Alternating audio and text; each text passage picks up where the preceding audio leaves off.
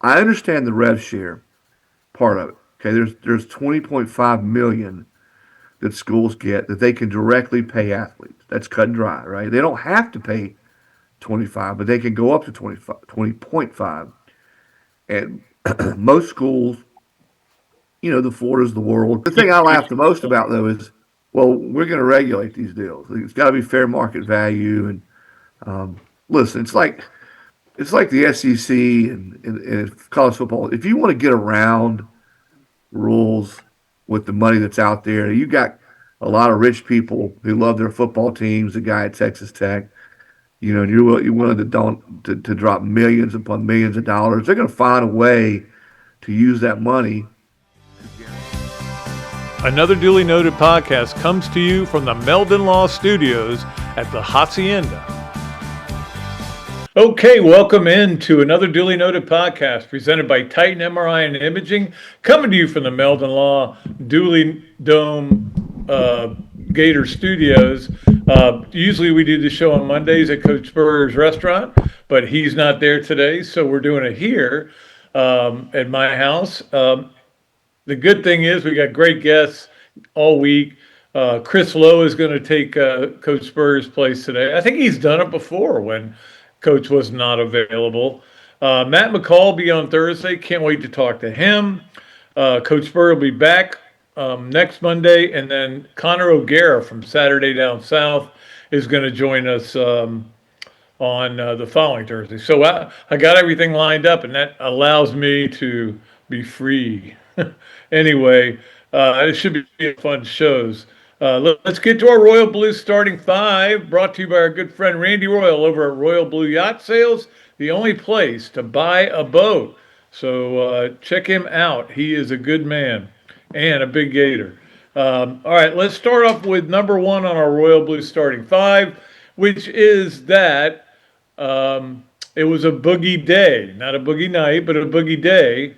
Boogie Nights is one of my favorite movies of all time. I think it's kind of funny in a way. It's just a great movie. You got to watch it. If you haven't seen it, watch it. Anyway, it has nothing to do with what we're talking about. We're talking about it was a boogie day because it was a day game, noon game, of course. You always wonder if a team's going to be ready to go on the road. And, Georgia was on the road. I mean, Tennessee was on the road, blah, blah, blah. But Florida came out and played really well, especially in the second half. Just dominated the boards, plus 11 in the second half on the boards after being even with Tennessee. And they were talking about it. They were 1-2 going in rebounding, and this was going to be a physical battle. And Florida answered the call. And I tell you what is also good. I saw this last year a lot, and I'm starting to see it a little bit more with this Florida team, is the guards rebounding on the defensive boards.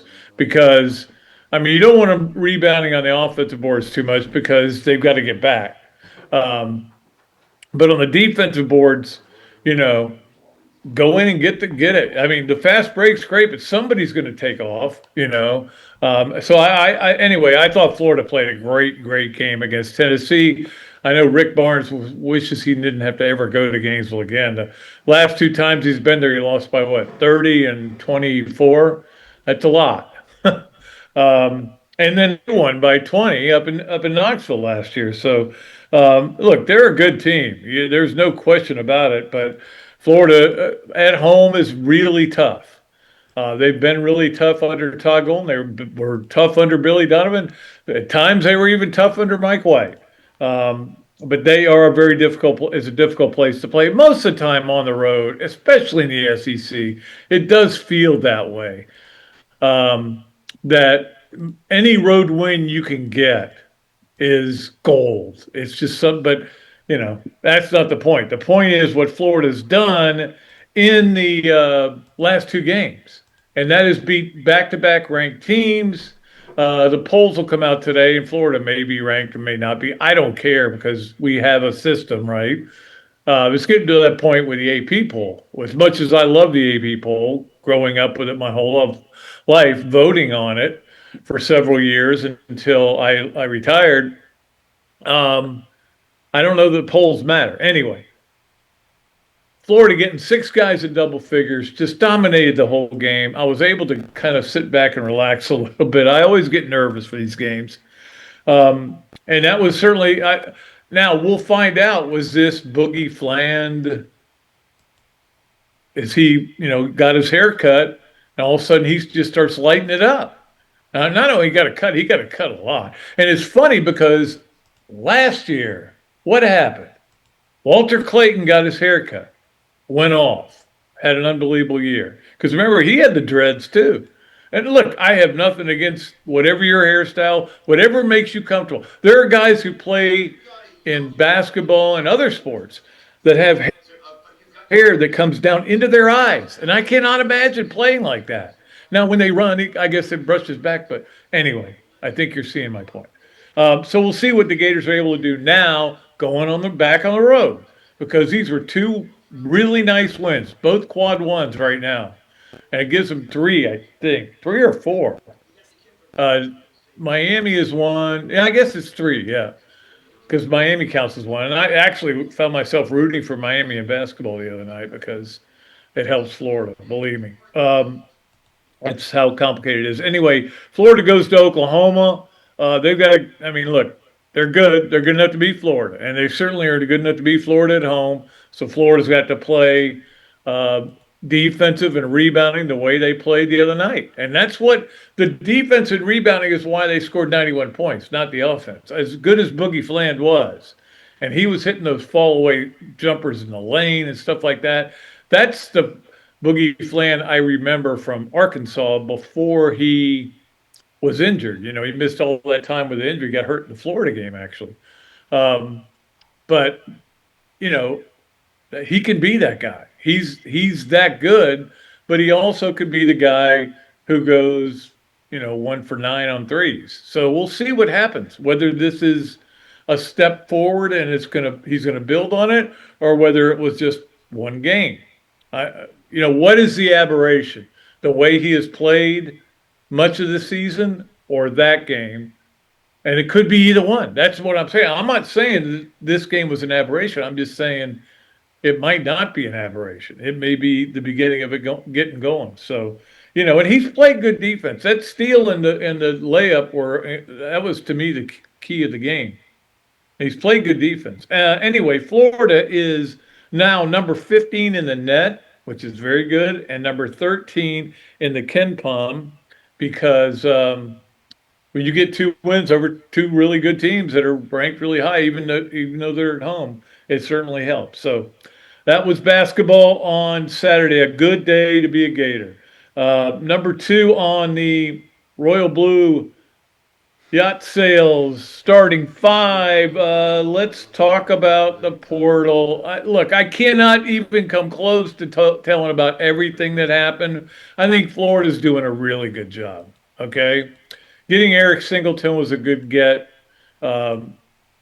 They're bringing in guys that they kind of have a good feel for what they're going to be able to do in their offense and in their defense. I do like what they've been able to put together. There a lot of the players I don't really know much about, and we'll find out. And look, we talked about this on the portal. There were 60 portal entries, and 30 had some kind of an impact. The other 30 just never did anything. So we'll see what happens here. But of course, there's a lot going on out there, and I can't help but mention, especially since they play Florida, that Texas got Cam Coleman. I was wondering where he'd end up. I was hoping he'd end up at like Ohio State or something, so it would be out of the SEC. But look, Cam Coleman will make the best catches of anybody in the country. He also drops the ball sometimes, but he is a good player, really good player. I was afraid of that, but those 2 receivers are pretty good. And think about both those guys had to play with Jackson Arnold as their quarterback, and then they went to Robbie Ashford at the end. Yeah. So, if they get a good quarterback, and we'll see how all that works out. Ole Miss means gets Deuce Knight, who was that? Did he play for Auburn last year at the end of the season? No, yeah. It's so hard to remember everybody and where they played, but he um, is gone to Ole Miss. They're still trying to get Lagway. Um, they haven't given up on that. And Trinidad Chambliss filed suit to come back for another year. Um, Now, he got denied by the NCAA, but they're filing suit today or in the next few days. This big time lawyer, they're lawyering up to try to get him eligible. The lawyer is an Ole Miss grad. He wants to have Trinidad Chambliss. He wants to feel that pleasure of winning against Georgia in an SEC or in a playoff game. He wants that again. I get it. I don't blame you. We'll see what happens there. Um, yeah, and so I mean, I'm not going to go through all the players that Florida got. I think when you look at the players they retained, which was huge. I mean, Texas came after um, Vernell Brown the third. They went after Dallas Wilson. They went after Jaden Ball really hard, and it didn't work out.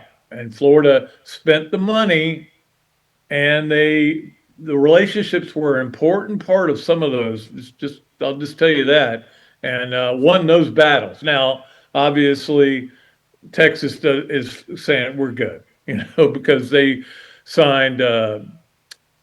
They flipped the running back who I had really not heard much about, Hollywood Smothers. They flipped him from Alabama. He was at NC State, and I don't remember much of him. I mean, he was good. I know the name, but I didn't remember him. Some guys, the guys stand out. But anyway, but he went over 1,000 yards. He went to Alabama, but never signed, and now they flipped him to Texas, so they got him and um, Cam Coleman the same day. That's certainly an upgrade. There's no doubt about it.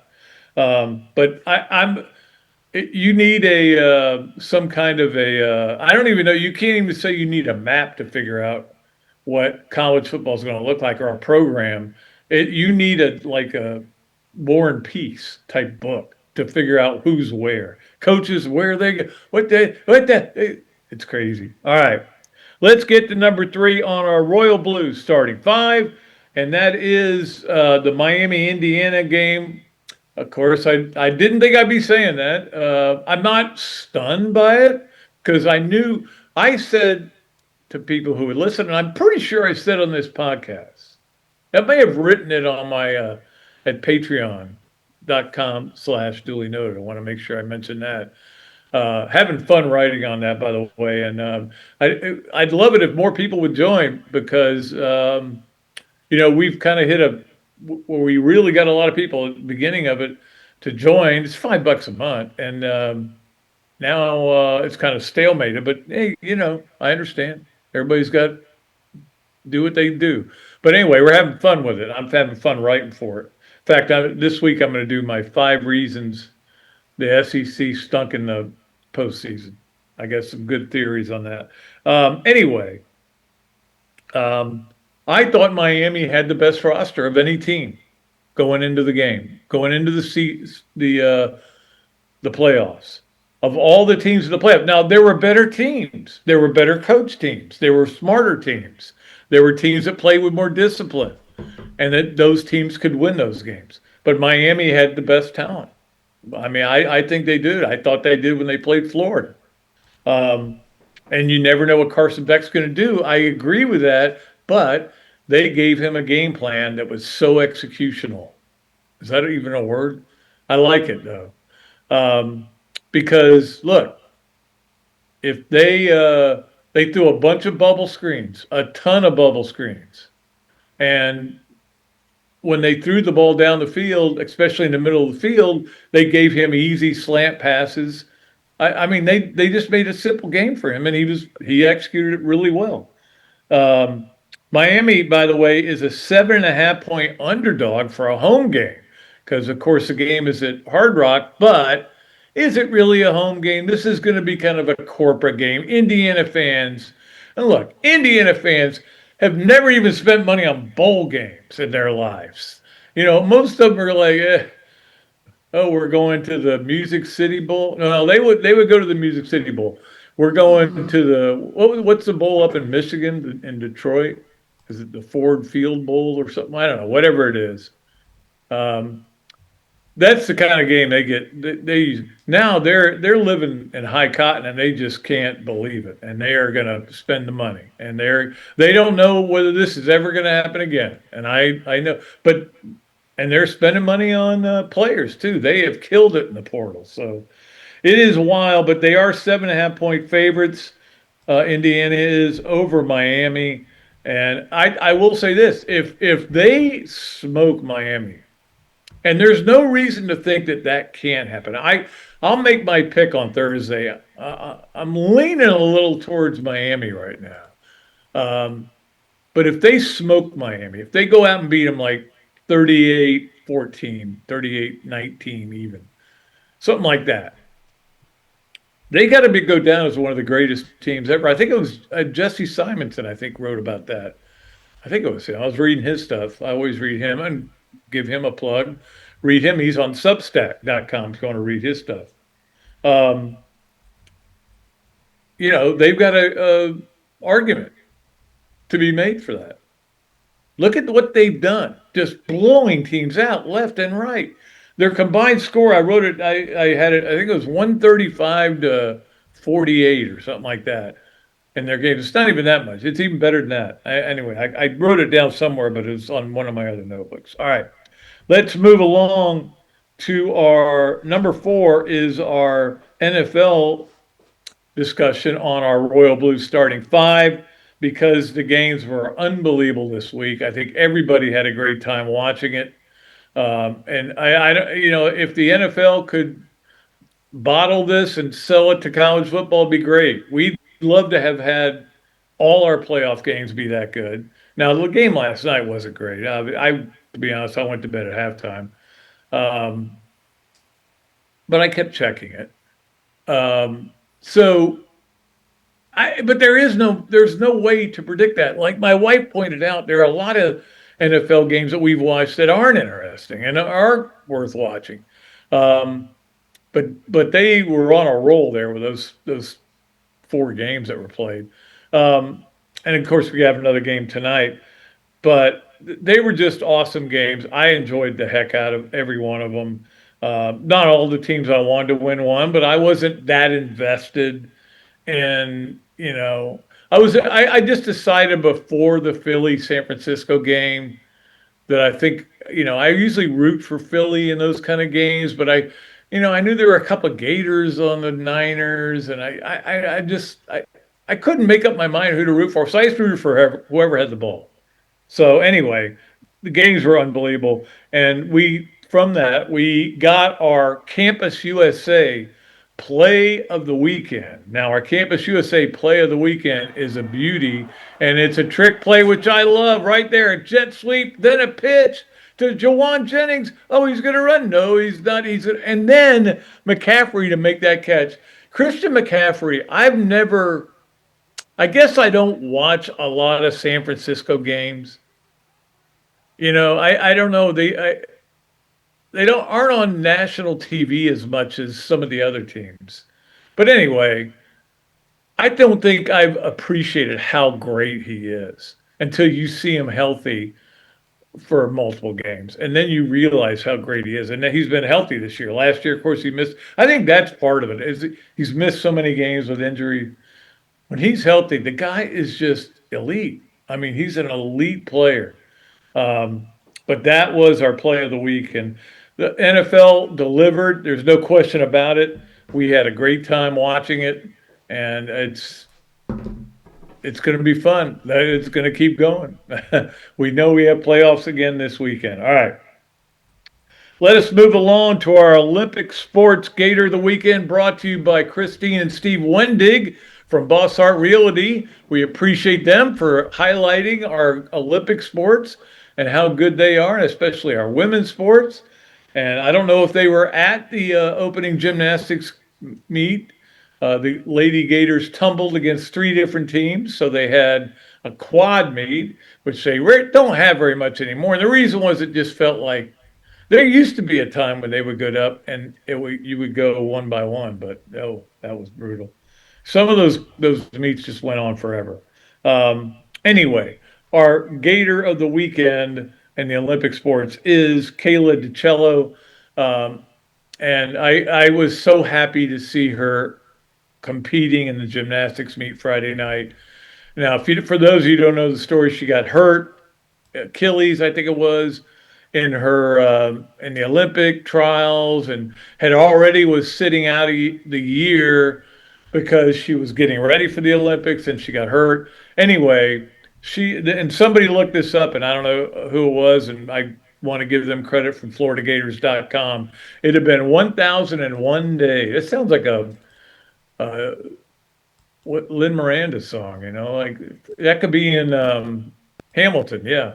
Um, 1,001 days since she had competed, and what got out there and did really well. Looked great. I think she's a key. This is a very talented gymnastics team. She is one of the keys if she can come back and be the same kind of gymnast she was, because she was awesome. But she hadn't competed in 2 years for Florida.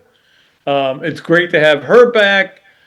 Great to have Sky Blakely back, competing full time now. And so I think it's going to be a great year for Florida gymnastics. And sure enough, my wife had the computer out and was watching the whole meet. So she's into it too.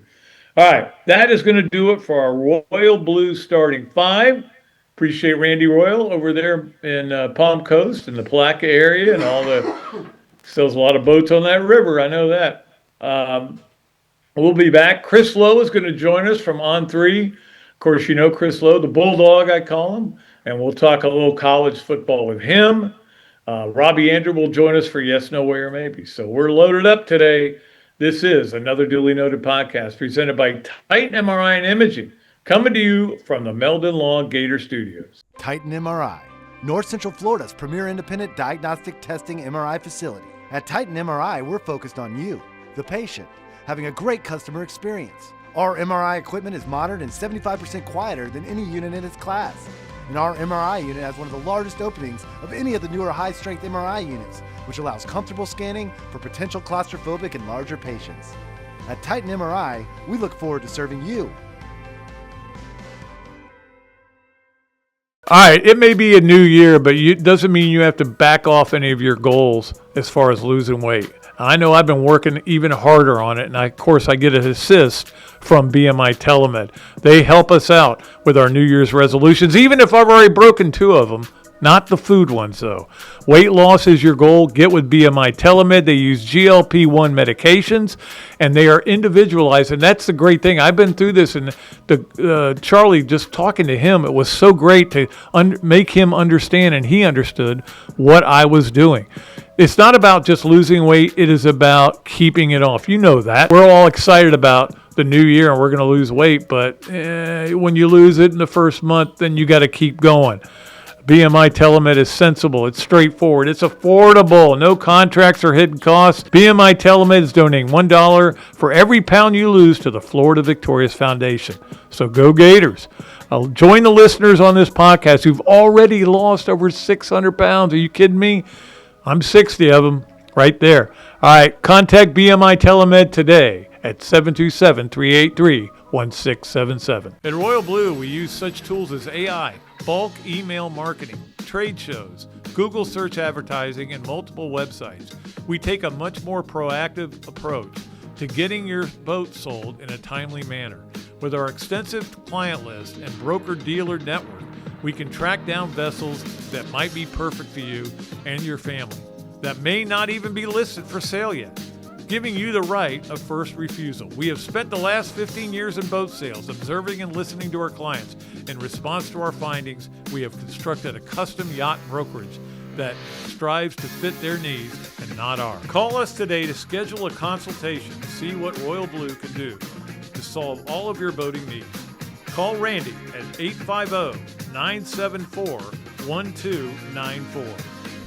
Okay, welcome back to another duly noted podcast presented by Titan MRI and Imaging, coming to you from the Meldon Law Gator Studios. It is a great pleasure to bring on our friend Chris Lowe from On3.com, and he has been a friend of mine for a long, long time. And look, when Coach Spurrier wasn't going to be able to be here today, because he's up at Duke, I said, hey, let me bring Chris Lowe on. That's that's the only person worthy of taking Coach Spurrier's place. Well, it's an honor to fill Steve's shoes, that's for sure. I mean, I can't, but to sub in, let's put it that way, to sub in for the HBC is quite the honor, and we certainly wish him all the best there in Duke, or at Yep. Duke, I should say. Absolutely. I want to talk to you about a lot about college football, different things, but let's start off with what became a story today that Heather Dinich wrote about this is not news, that expansion's back on the table and everything, and I'm like, yeah, sure. The only thing that was interesting to me was that they were talking about the Big Ten is saying we want to go to 16 with a guarantee we'll go to 24 eventually. Right. And what do you think? Where do you think this is going to land? Well, everybody's posturing. The Big Ten wants what they want, Pat. The SEC wants what it wants. And I think the key to remember all this is that it's got to be unanimous. So both sides, the Big Ten could block it, and the SEC could block it. If they do that, they stay at 12. If they can't come to a consensus, or not even a consensus, is they both have to agree.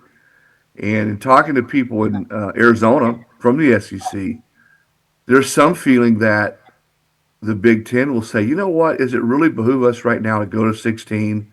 Does it help us more, or does it help the SEC more? If you look at it this year, probably would have helped the SEC because I think Texas would have gotten in, Vandy would have gotten in. I don't know that any other Big Ten teams would have gotten in. Now, given the SEC's track record so far, I don't know if it would have helped the SEC. But so we'll see. I don't know that the SEC is crazy about going to 24.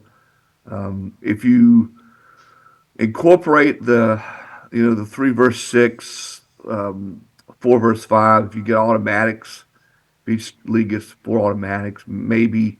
What I'm talking about, if you go to a championship Saturday, conference, 1 and 2 play, they're both in. And then the 3 versus 6, the winner is in, the 4 versus 5 is in. But there's even some opposition to that. I don't know how that shakes out. Here's what I do think is going to happen.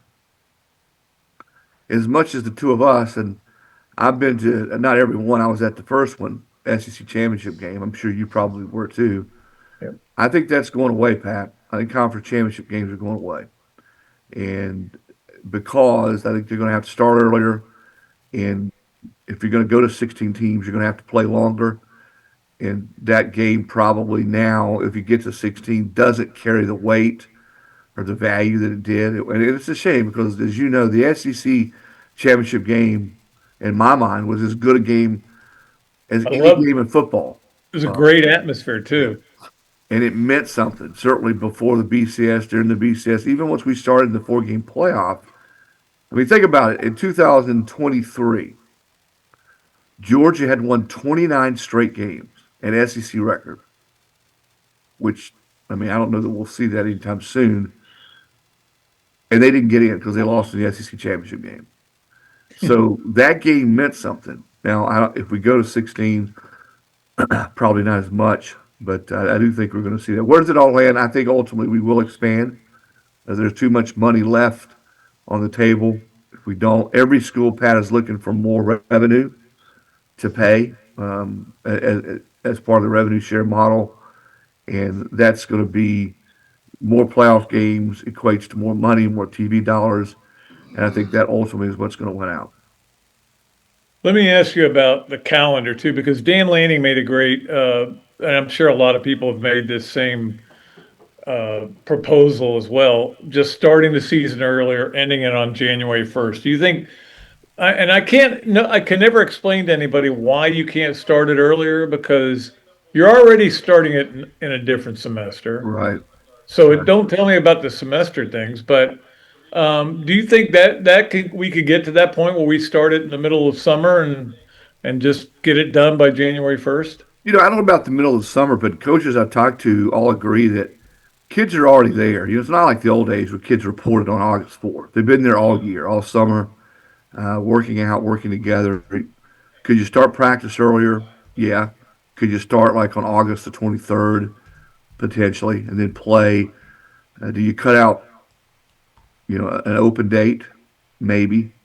I think there's ways to do it. It's not. I hear, and what frustrates me, Pat, is I hear all the reasons you can't do it. Well, what about reasons you can? Let's try to facilitate it Mm. and get to a point to where it's not stretching out. I hate, and the records bear it out. I hate these long breaks between games being played. I do too. Yeah. And I promise you, schools like I bet you Kirby Smart don't like them. They've Yeah. lost 2 years in a row, or they got the bye, which is supposed to be an advantage. But that's just not normal in football. I mean, if you're going to be a good tackling team, a good running football team, a good blocking team, you got to do it. You can't just lay off.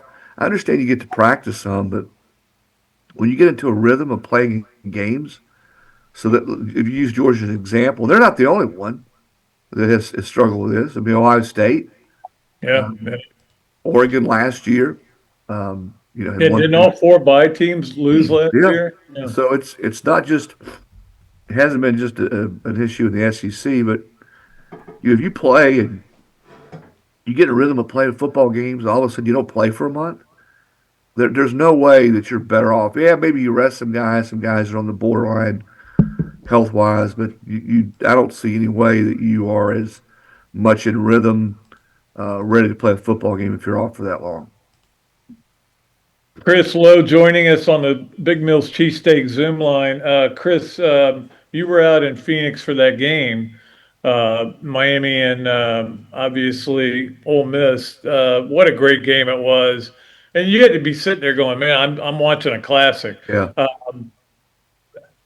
At the end of the game, yeah, it was probably interference. I don't know that you make that call at that point, but it didn't mean that they were going to score anyway. But Mhm. you have to play around those things. I don't. I'm not going to sit there and lament that if I'm a Ole Miss fan, but you can still argue it. But what was your take coming out of that, and how great a job did Pete Golding do with that team? Because it was pretty amazing. Yeah, well, both games. So I was fortunate enough, Pat, to see Georgia Ole Miss in New Orleans, which is a terrific football game, and then Ole Miss Miami was even better, back to back. Man, that was excuse me. When they went down the playoff road, I think those are the types of games they had in mind. Yeah, And we got them. And my take was that Ole Miss's kids, by kids I mean the players, stole the show. And I give Pete all the credit in the world. I give guys who stayed on that staff like Joe Judge, um, the staff in general, but it's the players. I think so much, and maybe I'm guilty of this. So much was made of Lane and the circumstances surrounding his ouster, and so many stories were written about what he did or didn't do, or his efforts in trying to stay on and coach the team, and then how the kids react. Well, kids are probably a lot more resilient than we ever give them credit for. yeah, Especially when they have good leadership. And knowing Ole Miss's AD as I do Keith Carr, a good man, loves that university, and stood up during a tough situation and made the right call. Lane gets a ton of credit for building that program into what he did. He did things that hadn't been done sure. in 50 years. But it's not his fault that the calendar is what it is. But still, there's nowhere else in football that I can think of. I say nowhere else.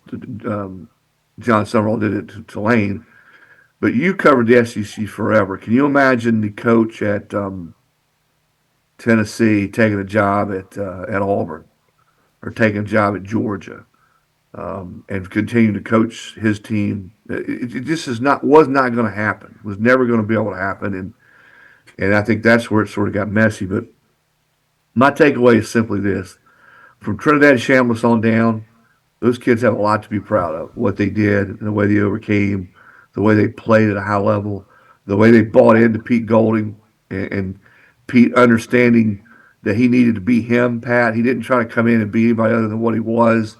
Didn't try to go in and try to reinvent and change a lot of stuff up. They had a solid base, and they'd done it one way for a while. He changed a few things, and had a real, it was obvious he had a real good feel for that football team by the way they played. And you're right, could have easily won that game. It was pass interference, but come on, the two of us combined have been watching college football for 80 plus years. You never see that. You just don't see that call made in that situation. And I give Pete Golding credit. He didn't whine about it. He says, yeah, there was contact. Yeah, he had his hand on him, but that's, being a defensive coach as he is, he said that's a situation where you just don't really ever get that call. Yeah, no, I thought it was good. Hey, you mentioned John Sumrall, and of course, we're interested in what he's doing here. And so far, everybody seems to be very high on him because did a great job of retaining players Texas was going after Mm-hmm. among teams. Let Lagway go, which I think a lot of people are like, good, go ahead and let him go. But also in the portal, they've done a really good job of. We're not used to that. We're used to Florida getting 3, 4, 5 guys. Sometimes they get a little more, but they don't really play much. They're more fodder for practice. But so far, off to a good start, I would say. Well, and some key positions. I think the Singleton kid, I think, has got a chance to be a star. Yeah. Well, he has been a star. He's played at a high level, Georgia Tech and Auburn. He's the kind of guy in the SEC that you got to have. Zachariah Branch. You saw what he did for Georgia. Malachi Tony for No, Miami. that He, kid's tough. he's that. I'm not saying he's exactly him as far as productivity, but he's that type of player that you can use in a lot of different capacities. And when he gets the ball in space, he's going to make things happen. But no, I agree. I think Summerall understands the importance of the portal. I mean, all you got to do is look at Indiana. The game's changed, and you've got to get good players, and you better get players who fit what you want to do. And we can sit here all day, Pat, and look at the top 20 players available in the portal. And if we just go on that chart, then I doubt we hit it just right. But if you do your homework and you do your research and you talk to people, you know what type of players you want to bring into your program and what you're doing, your system on both sides of the ball. And I think evaluation right now, it's always been important, as you know, certainly getting kids out of high school ranks. But now you've got more tape than ever before. If you're giving a guy that's played at New Mexico or Auburn or Boston College, maybe he's a receiver, an edge rusher, a corner, you go pull all that tape and watch him and see, hey, this guy fits what we want to do. You didn't have that 5 years ago when you were just bringing in high school kids and trying to develop them. And you still got to be able to do that and get the right kids. I think that's always going to be your base. But if you're going to be able to turn it around and go from being a losing football team or an average football team to a team that has a chance to make the playoff, you better hit it right in the portal. I think we all agree that that's the template. And you know what? Quarterback. You think, is there any coincidence that who's winning right now? Guys with a lot of experience at quarterback. Yeah. Go all the way back to 19. Now, I know there wasn't really necessarily the portal, but what did it do for LSU to go in and get Joey Burrow?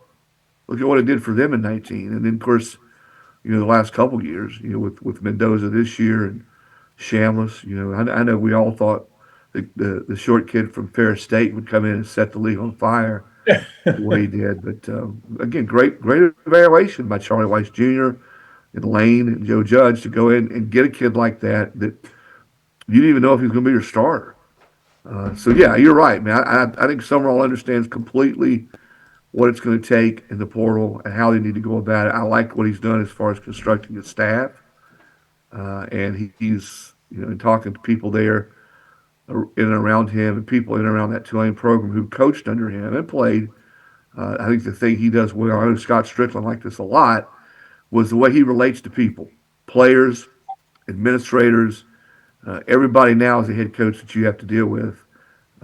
John's got that ability to connect and relate, and you better have that in this day and age more than ever. Do you remember in the old days when people would not send film and that was like a big deal because they didn't send film, and now you're taping it off of games that are on TV because every game is on TV. Right. But yeah, that used to be a big thing. They didn't send the film this week.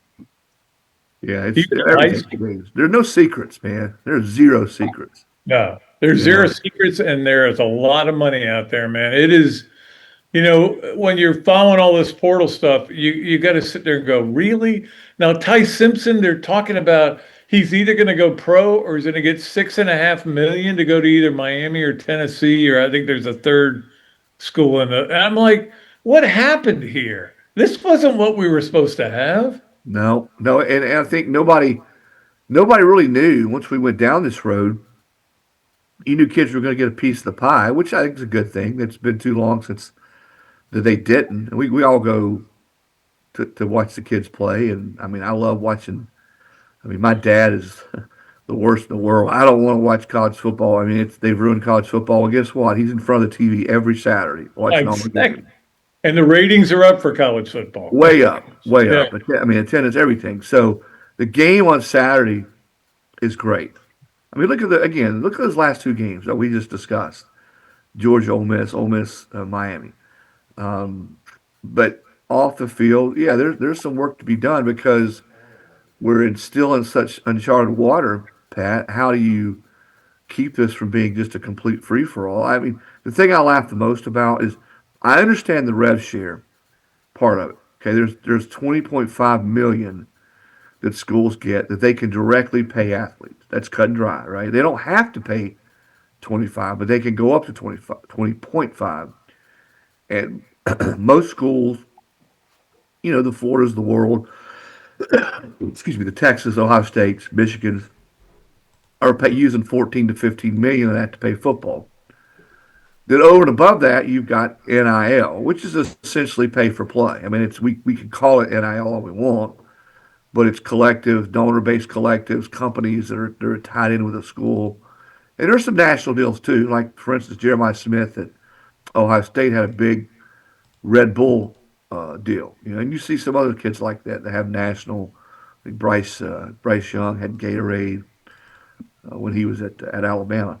But Trinidad's got its own, yeah. the thing I laugh the most about though is, well, we're going to regulate these deals. It's got to be fair market value. And listen, it's like the SEC and college football. If you want to get around rules with the money that's out there, you got a lot of rich people who love their football teams. The guy at Texas Tech, and you're willing to drop millions upon millions of dollars. They're going to find a way to use that money to guarantee.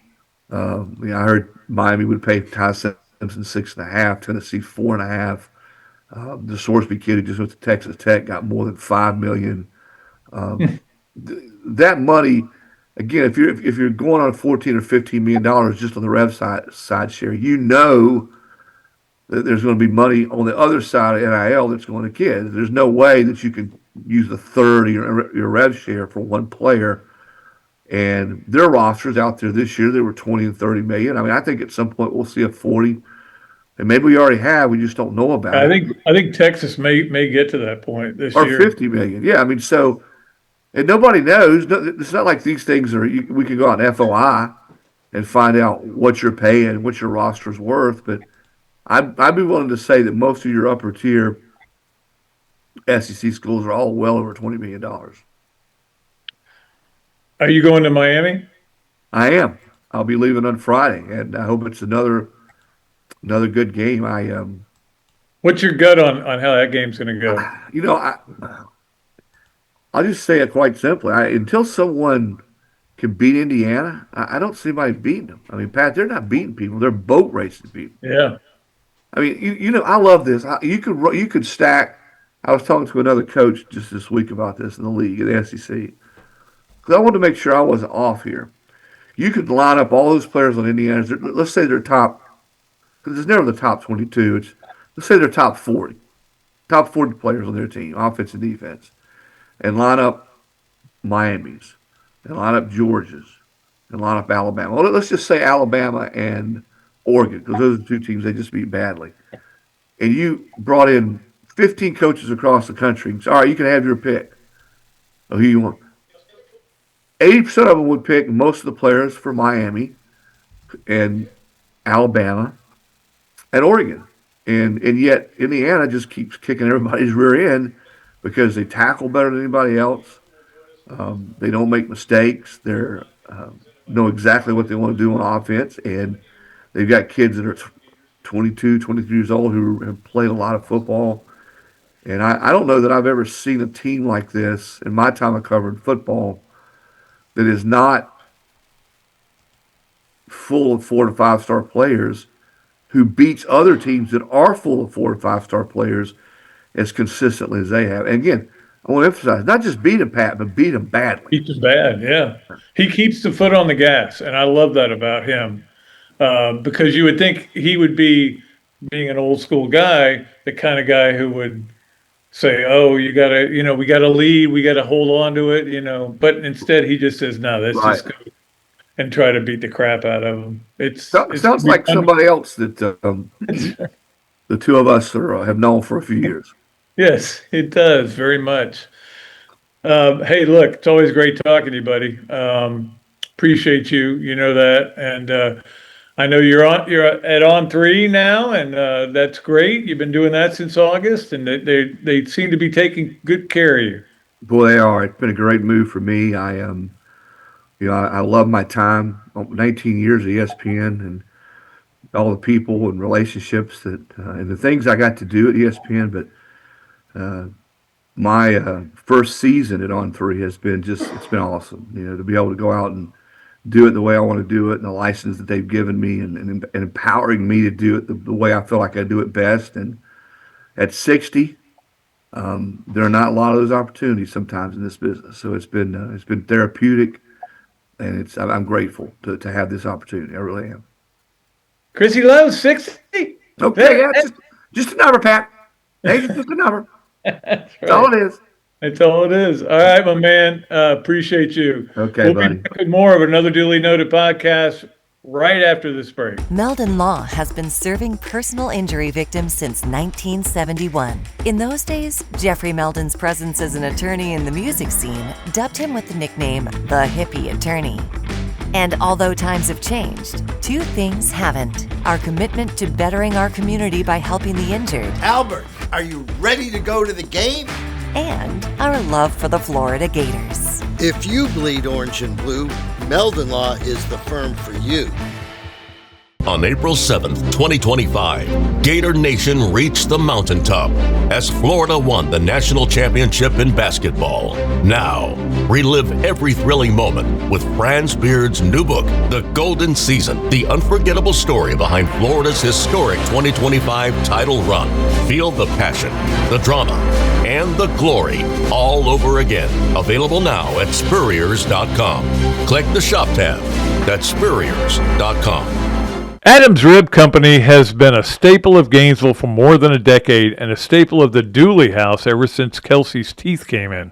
The first time I walked into Adams, I told my daughter that the green beans are always a test of a great barbecue restaurant, and they were perfect. You know about the ribs that melt in your mouth, and my favorite, the turkey plate. But be sure to go in on Fridays for Nana's Fish Nuggets.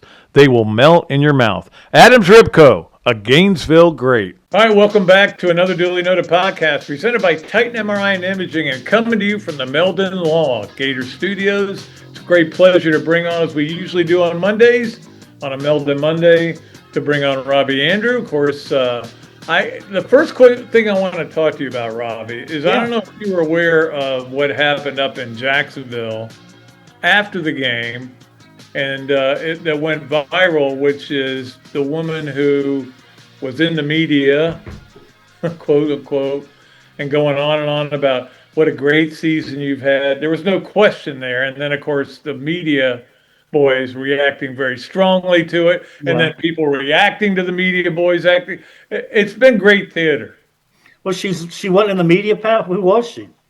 I think she was in the media. I think it was one of those, like the Jacksonville Monthly Weekly. Oh, but she was kind of a homer, huh? Oh, okay. No, she was saying, Coach, you've had a great season. Don't feel bad. We all love what you did this year. And this is in the question answered. I mean, there's guys on deadline. So, Yeah. Hey, as a hack, I certainly was on their side, but a lot of people just blew up on it. Yeah, I can imagine. Yeah, I can see how people like Mark Long would get PO'd over it. Mark Long's tweet was the all-timer. You could just hear him.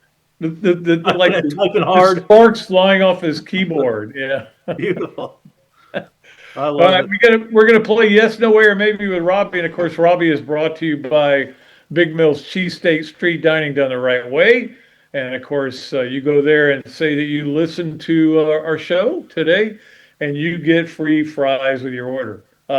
Just talking to Chris Lowe, Robbie, he's working for On3 now, right now, and Oh, yes. enjoying that. And he gets to travel around all over. He was at the Fiesta Bowl. Now he's going to Miami. So Good for him. Chris Lowe's a good guy. He is a good guy. For us, so we're just happy to sit back and watch all the Yeah. game. You know what? Watching the NFL games this weekend was great too, Pat. It was awesome. Yeah, they were like the good thing about an NFL game like that is you can walk away from it for a few minutes and go. Yeah, yeah. You know, it's not like you might miss something, but the game's going to be decided in the second half. You know that, pretty much, right? Yeah. Unfortunately, Pat, I gave up on the Bears game because I was negative rooting against the Packers, and it looked hopeless to me. Then I wake up and see that they scored 25 points in the fourth quarter to win the game, which I blew it. Yeah, I did the same thing, unfortunately, too. I was tired. My back was hurting. I said, I'm just going to go lay in bed. Next thing you know, I was sound asleep. That was me, too. Old men going to bed at 10 o'clock, you know.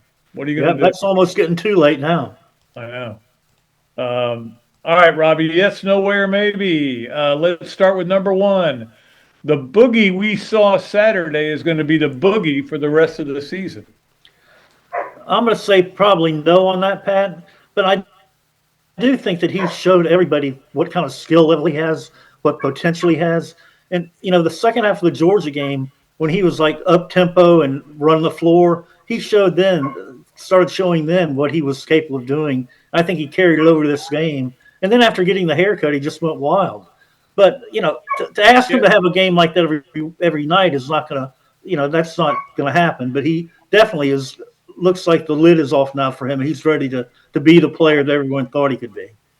Yeah, I mean, everybody acts like he was this great shooter at Arkansas, but I mean, he was better, but he was always a slasher. He was always a driver of the ball. And when he can get that and see the ball go in the basket, I think it's just going to help him. He's a good free throw shooter too. So, I mean, he's not, I talked about this in the first segment.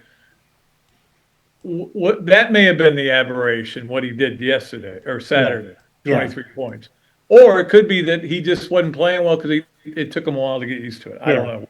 But the thing is, but when we saw up tempo on him in the open court, he's really a great player. I mean, the potential there to be an NBA guy with that, it's unbelievable. Yeah, he's playing good defense too. Yeah, he is real good. All right, number two, Robbie, the portal is making you dizzy. Oh, of course, Pat. I think it's making everybody dizzy. And I mean, you know, just a little while ago, I saw where Kamari Wilson, who was like, I think a 5-star recruit for Florida like 3 or 4 years ago, he's now at his 5th school in like 4 years. So, I mean, it's just gotten ridiculous. And, you know, the whole case with the LSU and the Washington quarterback, you know, the tampering that's going on, the breaking contracts or whatever, it's just getting out of hand. And, I mean, you know, these guys are jumping in the portal to see how much money they can make. I mean, what happened to wanting to go to a school because you're a good fit there? Yeah, I think Chris was saying 6,500 went in the portal. It's unbelievable. And all they're doing is taking jobs away from high school kids. I mean, exactly. High school recruiting is not what it's almost like signing day is irrelevant. And you know what? You know what's completely irrelevant now is the late signing day, Pat. If you don't sign the early thing, you're done because they're going to fill your spot with a portal guy. So, exactly. You know, there's nothing there. And somebody should do a story on how many guys don't end up anywhere when they jump into the portal. You're absolutely right. And that is the thing that I think is important that people have to note is that there's some kids getting rich and there's some kids that are going to, basically their education's going to stop, you know, and they're not going to go to school anymore because they can't afford it, you know. So I don't know that there isn't a place where somebody can come in. But remember, there was the College Sports Commission was going to solve all the problems. Yeah. Have you even heard from them? No. Do they really exist, Pat? I don't know. They do. They put out little things going, we won't let you do this, but if you do it, we're not going to do anything about it. But the thing is, too, it makes you realize that I wouldn't want to be a college football coach in this day and time because you how do you sleep at night? Have I to know. re-recruit your roster, then go out and rebuild your roster in the portal, then you're recruiting. It's a nightmare. Kid can come to you in the middle of the game and go, Coach, I'm going to get in the portal. You're not using me enough. Well, what am I going to do? Yeah. And another thing, Pat, right when you think that it's all over, other guys jump in the portal all of a I sudden. know. They're still jumping in the portal. I know. And I don't know. I'm trying not to pay too much attention to it, but I find myself scrolling my phone all the time going, who got into what? Who went what? He went where? Oh, that'll be interesting. No, Yeah. they're playing against Florida. Oh, he didn't go there. He went another place. I think it has been, from a Florida perspective, it's been fun watching Summerall build his roster. And Yep. the I think he's done a good job. Yeah, he's winning right now. But we won't know until we see these portal guys in person. Yeah, exactly. I mean, we saw Singleton play for Auburn, but most of these guys are guys hey, if they thought it was good enough to come in, he's good enough to come in. All right, finally on Yes, Nowhere, or Maybe, brought to you by Big Mills Cheesesteak. For Rob, in the NFL playoffs now, there's nobody left to root against. Well, it's pretty close to that, Pat. I mean, the Packers are out. I hate the Packers because I'm a Vikings fan. Jags, Bucks are out. Dolphins never got in, which was good. But I'll find I'll get a vibe here coming up, and I'll have somebody that I negative root against. You're an NFC North guy. Are you anti-Bears too? A little bit. You had to root for the Bears. I definitely want the Bears to beat the Packers. The Packers are the number one hate in the division for me. But I'll find a team to negative root against. Maybe one of the top seeds. Like, I've never been a huge Denver fan, never been a big Seattle fan. Yeah, I'm not a Sean Payton guy, so that's my negative rooting for this weekend. And tonight I can root against Aaron Rodgers. Yeah, I'll do that too. Yeah, definitely. So you can always find something, Yeah, you always eventually the vibe will come and you'll go, okay, I don't like this team right now. And with Seattle, they've got Sam Darnold, my quarterback. So that's true. Yeah, that could be an easy negative route. How shocked were you when you're watching the game last night and Eddie Pinheiro walks out there to kick the field goal? I didn't even know he was on their team. I didn't know either. He's like been in the portal, hasn't he? He's been all over the place. He's the portal king. Yeah. But he missed an extra point, right, or a field goal? Yeah, he did miss one. Yeah. All right, Robbie, we'll let you go, buddy. I'll talk to you soon. Okay, see you, Pat. Okay, always great to talk to Robbie. And Chris Lowe, again, appreciate him very much for coming on. He's a good man. Again, next on Thursday this week, we'll have Matt McCall. That'll be a lot of fun. Always like talking a little basketball with him. Let us get to our fun stuff. Everything's fun on this show, right? All right, let's get to our third segment. Adams Rib Co. Gator of the Weekend, brought to you by Adams Rib Company, the place to go for all your barbecue needs. Michelle and Adam take care of you there. And believe me, nobody does it better than Adams Rib Co., our Gator of the Weekend. Well, if you notice, I didn't mention somebody in the first segment because I wanted to save him for our Gator of the Weekend. But Ruben Chinyelu was a man beast in the game Saturday. They had big, tall guys, and that was going to be the battle. And you saw how fired up Todd Golden was when he pulled Chinny out of the game. And the only reason he pulled him out was, I think he did foul out. Yeah, he actually fouled out. But they wanted him to be physical. They wanted him to bang and push and everything. And all he did was score 17 points and have 16 rebounds. And I know that he was the first one to do it against a ranked team since Udonis Haslem, but Castleton did it also in a game. And who was the other guy? There was another, I can't remember who it was. But anyway, still, it was just so impressive. This is a good Tennessee team that was, I think, second in the nation in rebounding. Florida's first. Rebounding percentage, I think, is how many rebounds you get. Because rebounds, if the other team misses a lot of shots, you get more rebounds, right? Anyway, in rebounding percentage, which is the key stat. But Chinny was awesome, and he's been awesome all year. His elevation of his offensive game has been very impressive. Very impressive, but man, he gets big man rebounds, and I love watching him play. So he is our Adams Ribco Gator of the Week. It is a standing off or weekend. It is a standing offer. If you call me, I will happily take you to Adams for lunch. I am buying. We can do that in the world of NIL. All right. Let us get to our Leonardo's and Millhopper quick pick. We always love doing our quick picks. And we are going to do one today, but we're also going to pull a winner of $25 at Leonardo's. We do this about every 3 weeks or so. We've got numbers written down here from 20 to 61. And Zach is going to give me a number, and it will correspond, because a lot of you, I will say, a lot of you got in, especially you like the three-way parlay there. You all like that. That was good. So a lot of you got in, and so we ended up with 41 contestants, and he's going to pick between 20 and 61. All right, so I know we're a Florida-based show, but I've been seeing a lot of Michael Irvin lately, so I can't get his number 47 out of my head. So I'll do Michael Irvin's 47. It's a good way, but I don't want to see any more of him, but we are seeing a lot of him. 47 is, okay, it's Russell Bayer. Russell Bayer. I don't think Russell Bayer's won yet, so that's good.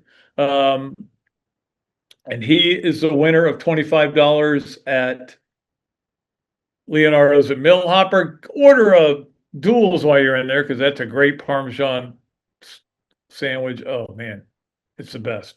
So Russell Bayer, just send me your info and I will get it out to you. We will give you another game though to start qualifying again for 3 weeks from now, and that is going to be the Florida-Oklahoma game. I couldn't find any spread on it. I would think it's probably pretty even, but Florida at Oklahoma. Gators need a road win. They need to start winning some road games. I mean, they're going to win a lot of road games, but you need to win a couple, and this is certainly one that's there.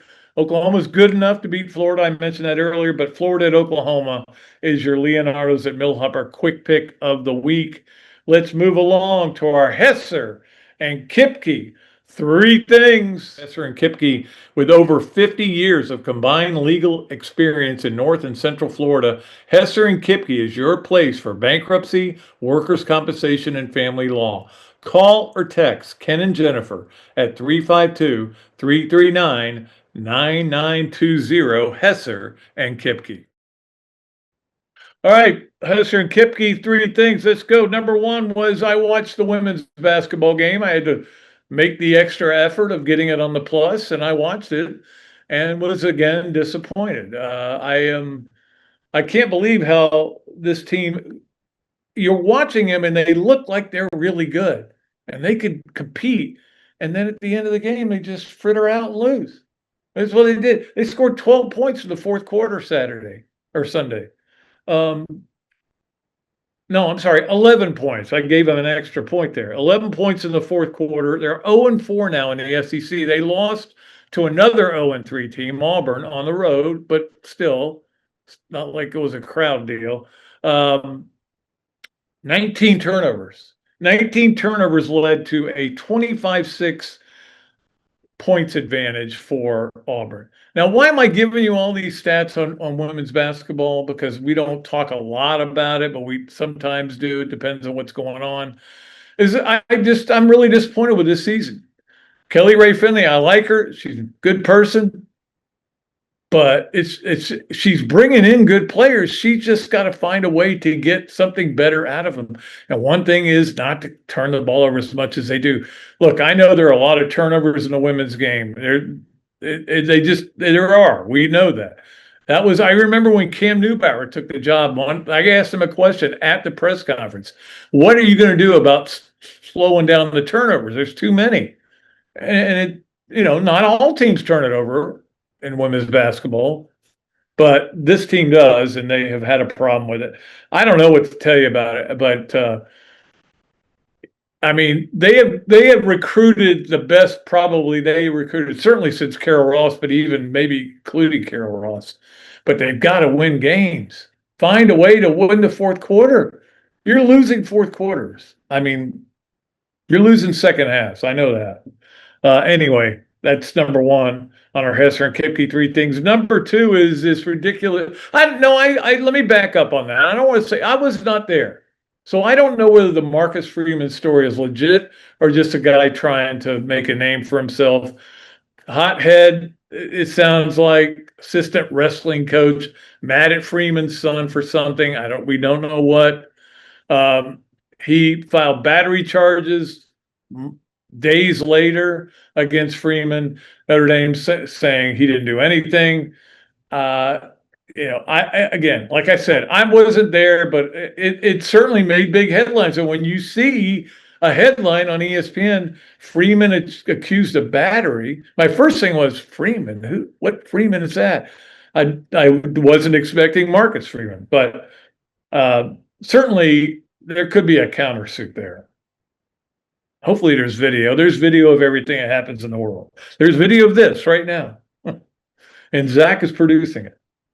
All right. Finally, number three on Hesser and Kipke's three things is Vic Schaefer is a Texas women's basketball coach. You may remember him from Mississippi State when he was a coach there, and they had that great, unbelievable run. Who'd they beat? UConn, I think, in the semis. Anyway, he was not happy after they lost to LSU yesterday. I watched a little bit of that game too. Look, if you got three TVs going, you're going to watch some women's basketball because it pretty much dominates Sundays. There was some men. But anyway, he says there is an SEC vendetta that they are out to get Texas because they scheduled back-to-back games against South Carolina and LSU on the road. Okay. University of Florida says, hold my beer. Did you see Florida's football schedules the last 2 years? Come on, man. Schedules are what they are. Nobody is out to get anybody. Nobody was out to get Florida. I know that there is a feeling that Florida is an outsider in this conference. And Texas may feel the same way. But the schedule has nothing to do with it. Schedules just fall as they fall. Nobody's out to get you. Okay? Unless they are. No. Anyway, I thought that was pretty weak of him. That's just my opinion. All right, let's move along from our Hesser and Kipke three things to our Gallo Car Wash sponge of the weekend. Gallo Car Wash, of course, a place where we get our cars washed, all three of them. I just saw one of them pull in. She may have been at Gallo Car Wash, actually. Okay, our sponge of the weekend is a team that everybody seems to be forgetting about. You know, everybody's talking about Michigan because they've been on a roll. Arizona is going to be the new number one. There's a lot of good teams out there. I saw something where they said their most disappointing teams, Florida was one of them. I'm not that disappointed with Florida right now. I mean, no, they won 2 straight games against ranked teams. They have played a very tough schedule, lost a lot of tough games. I wish they had won those games, but they're fine. They're 15 in RPI. They're fine. They're ready to go. We all thought the preseason expectations were a little high for people. Anyway, that's not the point. I got to get back to what I was talking about. A team nobody really talks about is Houston. Remember them? Played the national title game last year, had the ball with a chance to tie or win the game in the last possession. I remember them very well. I know many of their players, and one of them was Emmanuel Sharp, and he had a big game on Saturday. But this is an incredible mark to me. It's a school record, and it's pretty impressive because of the conference they play in again. But Houston now has won 17 straight road games. And that is impressive. So they are our Gallo Car Wash sponge of the week because they keep soaking up those road wins. Appreciate the University of Houston. Or I saw where people get mad because if you call it University of Indiana, it's Indiana University, which I think I knew that, but sometimes people get really mad if you call it the other. Like if you called it Florida University, I would get mad. Anyway, let's move along to our Learner Law Club Team of the Week. It's brought to you by Learner Law. Matthew Lerner is the guy to go talk to when if you want your closing to go smoothly. It's all about, I've been to closings multiple times, well, several times. But it is, it's stressful. But they at Learner Law will make it not stressful or unstressful. We'll make up another new word for today. Learner Law, the place to go. And they support our club teams, University of Florida women's flag football team. For those of you who don't know, the women won the national championship this weekend at Rice University or University of Rice. No, it's Rice University, I'm pretty sure. Anyway, that was their 8th national championship. We got to call it a dynasty, right? Come on. Women's flag football is a big deal. It's a big sport. Aren't they going to have it in the Olympics, I think, this year? Anyway, that's our club team of the week, the University of Florida women's flag football team, which is won its 8th national championship. Dynasty, baby. All right, let us move along to our BMI TeleMed Overachiever of the weekend. And our Overachiever of the weekend is a guy that I kind of knew was with the 49ers, but I kind of forgotten it. And then early in the game, he makes an unbelievable play. And right then is when I said, hey, they could win, and goes on and has a huge game. Now, for those of you who don't know who it is, Demarcus Robinson. Now, Demarcus Robinson was a great player at Florida. Remember, he had a 15-catch game. He tied the all-time record, which I think is Carlos Alvarez's record, for catches in a game at the University of Florida. Really good player. Got in a little trouble. One time he snuck out the Friday night before a game when they were over here at the Best Western, and Jim McElwain didn't like that and suspended him for a game. But again, I think it's overachieving when you keep going from team to team, and everywhere you go, if they seem to win and you contribute to it. That's pretty good for a guy who's not really a household name. Now, again, they got a lot of guys hurt on that team, but they did a great job. He did a great job, and he is our BMI TeleMed Overachiever of the Week. BMI TeleMed is a place to go for all of your weight loss plays. This is that first play right here. And this is Purdy throwing down the middle, and you're going, oh, that's Demarcus Robinson. Makes a guy miss.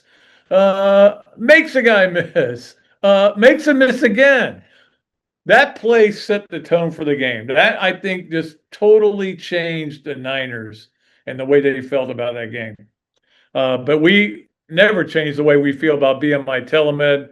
727-383-1677, the number to call, and you can reach them, and they will take care of you. They've helped me, and I'm down 60 pounds total, so I'm very happy with where I am. All right, let's move along to our next segment, which is Mark Gaida presents the 12. Mark Gaida, of course, from Pepin Realty, does a great job over there at Pepin, and Mark is a good dude. We like him a lot. Okay, this is going to be a weird one for you, okay? These are the most important games, but in theory, if you reversed them, they would really be the games Florida has to win. So if you say these are the games Florida has to win, you would reverse them.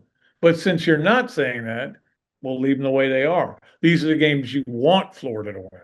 There is a difference, okay? And you get it. Well, number one is Georgia. I think that's you got to end this run that Georgia's on. You've got to put a stop to it, and the way to do that is to beat them. Until Florida beats Georgia, it's going to be hard to take them seriously. I mean, it's just how I feel.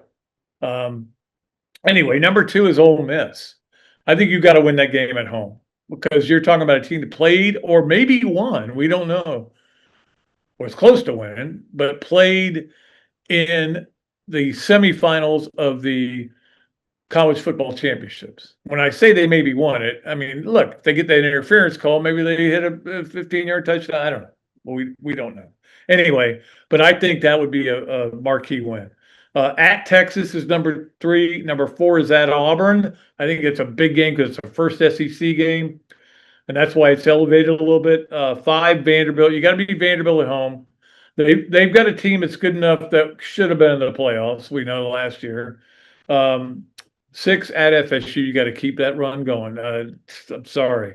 It's important. 7 Oklahoma at home, 8 South Carolina, 9 at Missouri. I've got that down only because I understand sometimes Florida doesn't play well. It is kind of hard to get up for that game. I don't know why. I can't explain it, but it's always been an issue. 10 is at Kentucky, because I'm confident Florida's going to go up there and take care of them. I'm not worried about that. And then 11 FAU and 12 Campbell. Now, if you reverse that, yes, the game Florida cannot lose, they have to win, is Campbell. You're darn right it is. And then it's FAU. And then it's at Kentucky. I'm tired of losing to those guys. The fact they get 2 straight games at home. So as far as games they have to win, anyway, I don't know if I've made any sense in any of this, but that's the way it works here on another Dooley Noted podcast. Presented by Titan MRI and Imaging, coming to you from the Meldon Law Gator Studios. We need to get to our swamp games of the week, and we got a lot of them, a lot of basketball going on. Of course, tonight, for those of you listening today, Houston at Pittsburgh's at 8:15 on ESPN.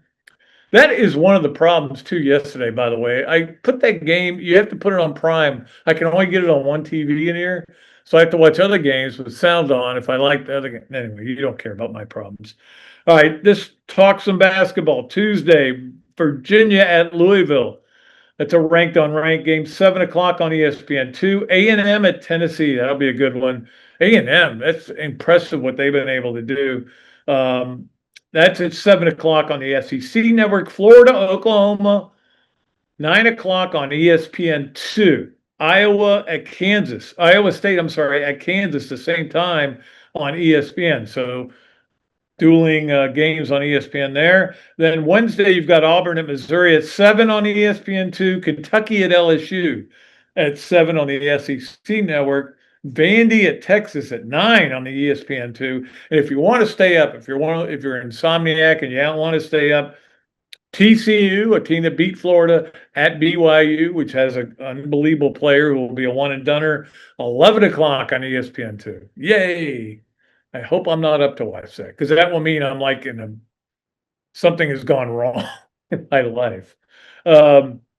Anyway, all right, that is our show. I appreciate Chris Lowe. Certainly, I appreciate Robbie Andreu, and I appreciate Zach Rothrock for doing a tremendous job here.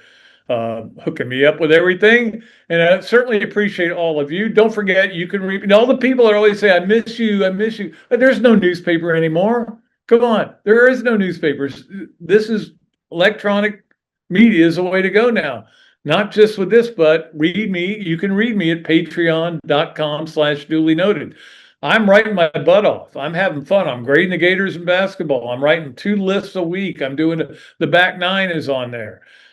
So come and join us over there. It's very cheap, $5 a month, and I hope you'll enjoy the content. I am having fun, kind of unleashing the inner Pat Dooley. That may not be good. All right, we'll be back with a show Thursday. Matt McCall will join us. Until then, I am Pat Dooley. I am deep. I'm way back, and I am out of here.